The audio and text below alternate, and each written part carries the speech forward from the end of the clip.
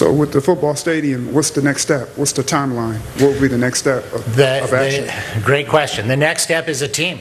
I mean, at this point, it's convincing an NFL owner somewhere in the rest of the country who's playing in a subpar stadium that they want to be in Southern California. They want to be the Southern California football team. As soon as they have a commitment for a team, then everything is ready to go. And so my understanding is those conversations have been continuing, and so between Majestic and the downtown LA proposal, at some point, some team somewhere in the country, and you guys would probably know better than we would who those alternatives might be, will say, hey, this is a place we want to be in Southern California, and then we think we can convince them that if they're coming to Southern California, this is the best place to come. Yes, sir. Steve, question regarding, people know in California it's fairly difficult sometimes to get through the process of developing. My understanding is that the counter proposal in downtown LA actually needs some kind of state legislation to modify environmental laws.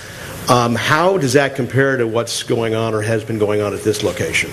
Well, yeah, just a quick summary. The AG group has been requesting the state legislature to provide a modified EIR process within this California Environmental Quality Act, primarily with regard to preventing lawsuits on their EIR once the EIR is completed. The difference is that when the City of Industry proposal went forward, they went through the entire EIR process, got everything approved, and everything was going on. They had one neighboring community with whom they could not resolve issues, and so the state legislature stepped in after the fact, looked at the issues, and then the legislature authorized the EIR on behalf of the City of Industry. What AEG is asking for is before they even start the EIR process to essentially prevent it from being challenged. And so that is something that's being debated in the legislature, and my belief is whether or not they get that special exemption from lawsuits, it is still a couple of year process just to get the EIR certified within the City of Los Angeles.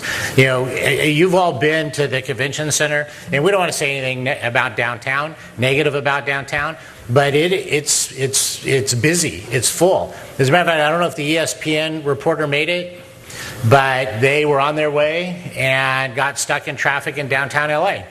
And so at the end of the day, that is typical, not unusual. And so, I mean, but once again, those of us in Southern California realize that.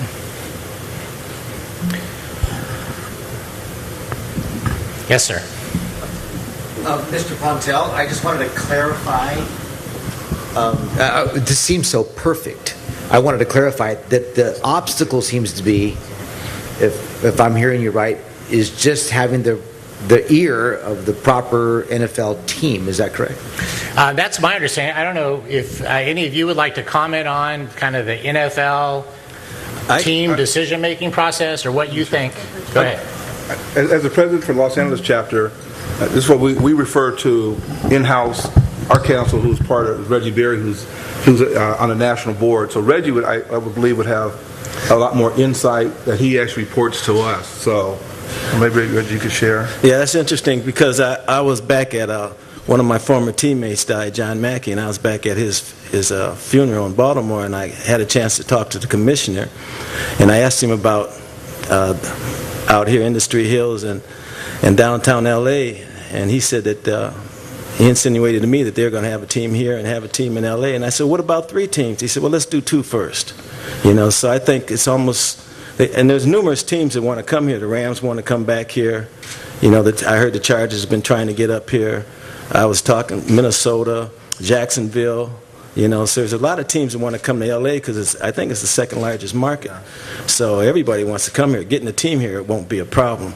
You know, one of the main things I like about having the stadium here is, and having Mr. Rowski as the owner is, he talked to Ron Brown and myself about working with kids. That's what we do, former players. We work with kids that are at risk in schools, and he was talking about all the things that he could do with the, because see, teams bring families together.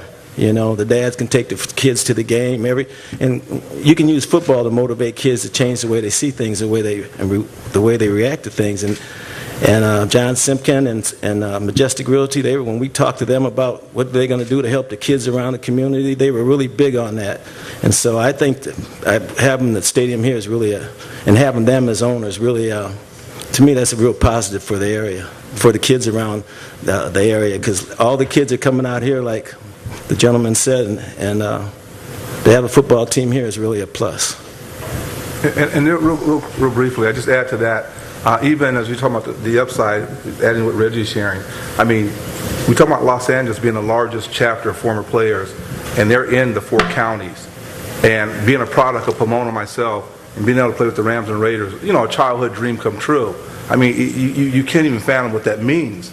But when I start to look at our guys who are very competent, like we have Elston on the end who's an engineer. I mean, we have a myriad of guys who, you know, when you talk about economic development and that whole other component, that it gives them opportunities too to help look at their families and even look at some employment. And if I could step in right there, Marvin, because you brought up a real critical point, and I don't want to lose my train of thought again, you guys. My name is Elston Ridgel. I'm an environmental engineer for the County of Los Angeles right now, working with the 9 different community college districts. Really involved in this and really interested in this project on a couple of different levels. Primarily, of course, because it involves the NFL and what we do as gentlemen and what we have done in our previous lives. And now, you see, we all have matured on and got into our second careers. And a big part of what's going on in community right now, as far as the NFL, is the NFL contract that we did get approved and ratified and got our season on. But there's still dangling participles of that contract that are still out there. In particular, in regards to us, our legacy fund and how that money is distributed. That component tied into what we're doing here with the new stadium really perks our interest. And really, the iron has become hot for us as NFL players, especially here in Los Angeles. And we're here to actually represent those causes and those concerns and to really speak out on them and to give it a voice and to give it a face, because those issues transcend just sports and football. We all know what's going on with our country right now in regards to jobs and trying to get jobs developed and to get this country strong and going again. And all those things really tie in and butt up against each other when we talk about these issues.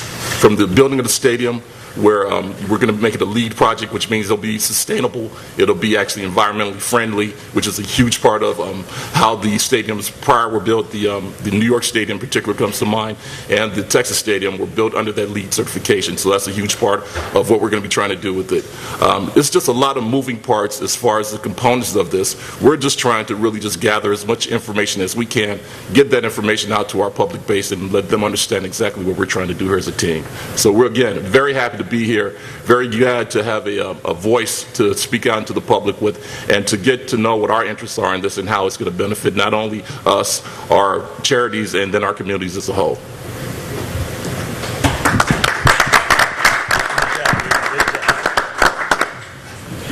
If I may, a follow-up question with regard to the youth-oriented programs.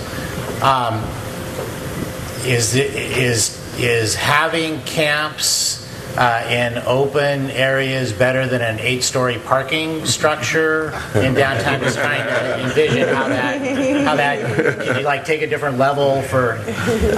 But could you maybe just expand a little bit more on maybe what some of the retired football players do within the region with regard to how they do work with kids and how that ties in with the community? Well, personally, myself, I'm involved in public education.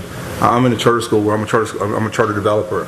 So on an ongoing basis, I'm working with developing schools. And it is probably one of the hardest things I've ever done in my life outside the NFL. But it's just the bureaucracy. But at the end of the day, if we look at a lot of the perils that are going on with our youth, without a fundamental education, you know, we're not just talking about academics, we're talking about trying to create great human beings, is an issue. So, you know, value-driven and things of that nature. So that's part of what I do. And then coupled with, I think we all kind of overlap in working together, which then takes me to Reggie, who created a program which is Goals for Life. And he could probably say it a little more than I could in the depths of that. Yeah, Goals for Life is a program we created about 24 years ago. And all of us have worked in the program. And it's a program where former pros work with kids in schools that are said to be at risk. Most kids are at risk. And what we say is the same thing it takes to be good in sports is what it takes to be good in school. So having a team out here help us a great deal. in order. See, what we do is we give kids things. We take them on field trips, like we take them to a juvenile hall, we take them to a college campus, we take them to Skid Row. To be able to take them to a football game, will be a big thing. And plus all the things that Mr. Rowski was telling us that they're going to have around the football stadium, that's going to help us out a great deal. What we do is we work in a classroom setting, so they'll send us from 8 to 10 kids, maybe 8 to 15 kids an hour, and we set goals. And we say the same thing it takes to be good in sports, like I said, is what you need to do good in school. And we talk about integrity and respect and stuff like that. Really life skills, like what changed the way that I see things was when I played pro football my first year and my rookie year in football. I watched why some of those guys were so good. I played with some of the greatest players of my time. I played with Deacon Jones, John Mackey, Mike Garrett. I used to watch those guys, why some guys were better than other guys. And so what I did is I wrote a program and established why some guys are better. The reason why you guys are where you are is because you work harder than everybody else does. The reason why Ron Brown is the fastest man in the NFL is because Ron can tell them they think he was just fast. Well, Ron worked harder than everybody else. And that's what we try to imply on kids. If you set a goal, don't let nobody stop you from reaching it, and do whatever it takes to reach that goal. And that's what we try to teach kids, and we've been doing it for a long time. And we've been right now we're probably in about 7 schools in Long Beach, but we've been all over Los Angeles County with that program. Well, I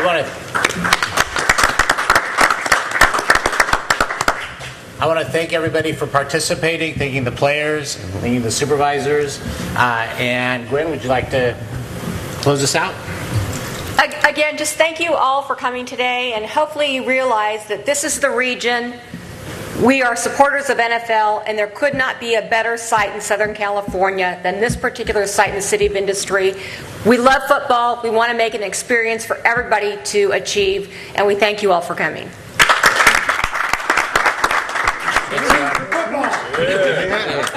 I'm ready. Well done here.